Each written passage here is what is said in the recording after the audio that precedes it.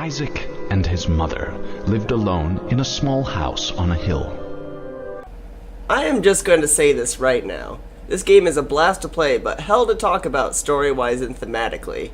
There are a lot of dark themes, and a big chunk of it revolves around religion.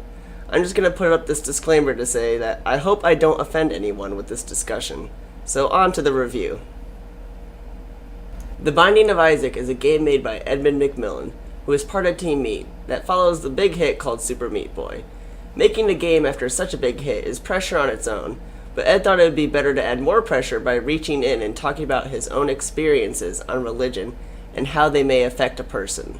Again, religion is one of those subjects that if you talk about it the wrong way, you risk looking like an ignorant jerk and tanking your future product's success, a la insert Phil Fish joke here. They say that it takes a lot of pressure to make a diamond, and considering that the short time that went into making this game, and the game is on a risky subject, The Binding of Isaac is a gem, if not a flawed one. The story of The Binding of Isaac is short in words, but heavy in meaning. It's a reflection of the Bible story with the same name. Isaac and his mother lived a peaceful life until Isaac's mother heard voices from above. The voices tell her that her son is corrupt, and to save him, she must take away anything that may corrupt him and seal him in his room. After more messages keep continuing, she is told to sacrifice him to prove her loyalty to her messengers. Isaac sees his mother coming with a knife and scrambles to hide in the basement he just found existed. This sudden basement starts to show that the game may not conform to reality, and the further Isaac goes down, the further the game is pulled from reality. The game itself does not have any more direct story until the ending of the game. The escapist deviations of Isaac make the endings confusing at first, but a big key comes in the first epilogue. Isaac recounts how he got away from his mother's murderous intent, only to then be broken in by his mother with a knife. This is most likely me looking way too far into the game, but this tells me that this isn't the only time Isaac's mother has attempted a sacrifice. With the other endings showing that Isaac's most prized object is the chest in his room, it would seem that it has become routine for Isaac to hide in his chest whenever his mother comes near, and hide in his mind when life becomes too stressful. Isaac goes through a lot of abuse in the game, but despite that, I find a lot of blind optimism in the game. Most of the items look harmful and visually show up on Isaac in abusive and grotesque ways, but every item has a positive effect on him. I find a wire hanger that causes Isaac to shoot much faster, increasing my damage in a big way. Only after that did I notice that the wire hanger is now sticking out of his head and poking out the other side. Another thing that gives the game a lighter edge is the simple cartoon style of the game. Everything may be covered in blood, gut, and feces, but nothing truly disturbs me more than a Hello Kitty doll. The few enemies that do become disturbing are the ones that have more detail, and any fan art that gives more realistic detail to the enemies turns them from cuddly to absolutely terrifying. The game may contain some of the most sickening subjects in the game when read aloud, but the cartoon style and the positive outlook on the items keep the horror in the back of your head to fester for later thoughts. Final word on how religion is seen in this game. Religion is not bad. In fact, it's good. The problem does not exist in religion itself, but how its uses can negatively affect a person. Isaac does not only have to fear death regularly, but Isaac also has to deal with the heavy thoughts that he is corrupted and will suffer for it. Feeling like the black sheep of the family is not solely caused by religious individuals condemning you for being outside their religion, but can be caused by being outside any traditional group. The Binding of Isaac does show the positive aspects of religion through its gameplay. The holy items are some of the best items in the game, and they leave the least negative impact on Isaac visually. Deals with the devil cost heart containers for power, but refusing them gives you deals with the angel in future levels. Deals with the angels give you a free holy item with no cost whatsoever. In fact, they're the only item rooms in the game that have no cost. All you have to do is refuse the devil and pray for a lucky break. So, done with all the heavy stuff and on to the gameplay, because this is a game, and you play it.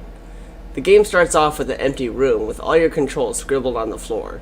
The first floor is small but contains all the base rooms that you will see in the future.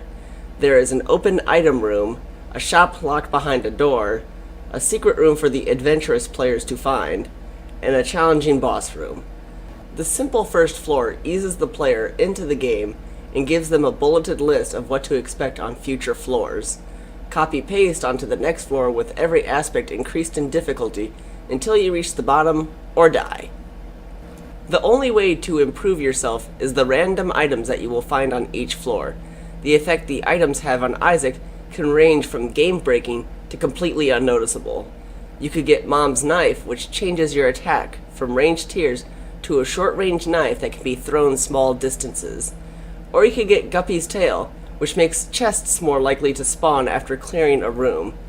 It would be okay to have items with small changes if you could find out what they actually did in the game, but the game descriptions are vague at best.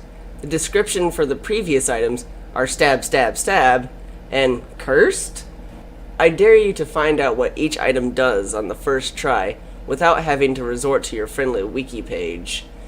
Not telling the player what something does is par for the course for roguelike games, but there is a limit to this.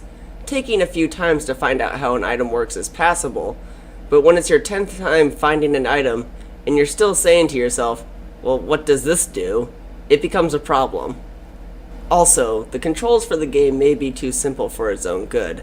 There are several times when I wish I could hold one more item after finding my 4th one in a row, and also praying to find any other trinket because there is not a button to drop the one that I am holding. There are certain items that can make or break you considering what range you have.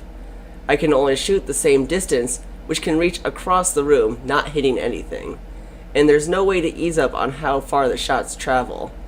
There are several more situations in which the controls feel limiting, and to cap it all off, the keys are not rebindable.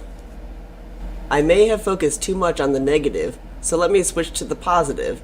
The range may be set, but it only affects a small set of items, and the directions that you can aim in add a lot of potential finesse to the game. The directions may be limited to only 4 directions, but a tier will only move straight if you stand completely still. If you shoot while moving, which is most of the time, the tiers take on the inertia from how you move. A skilled player can use this to hit enemies hiding around corners and in awkward positions, and even shoot through corners, as the rock's hitboxes are a bit iffy along with all the other corners in the game. Which brings me to a big point in The Binding of Isaac. The game is glitchy as hell. The game is rare to crash, but quick to have low frame rates under stress. It's all because of the short development time in the Flash engine. The small project was not expected to blow up this big, but now that it is, the game's glitches and exploits have all been found and used frequently to their advantage. Bombs become more explosive when you leave the room and visit them later. Bosses respawn if you leave the room without killing its smaller minions, and health can reach to the point of not even registering on the screen. With all of this glitchy behavior and dark themes working against the game, what makes the game playable for hours? Is despite that knowing every item and boss in the game, you have no idea how everything is going to fall in place. Isaac becomes a different beast every run, and new items pile into the basement, making things even more random. Even when starting seeded runs, the small changes in your performance and the luck of the draw can move 2 players onto completely different outcomes. This game can truly say that every run is different, and not just mean a small arrangement of rocks is different in the scripted sequence. Isaac may be bound to the basement, but I'm glad that I get to descend along with him. Hey, thanks for watching my video. I hope you liked it. The obligatory subscribe and like buttons are on the bottom. And if you would want to listen to my other video, it's like the only one before this. Or if you want to listen to stuff that made me think about the game more, there's a great interview in the description. It's from the original creator himself. I hope you stick around to watch more stuff from the Countdown to Rebirth, and when Rebirth comes out, I'll have something planned for that. Bye.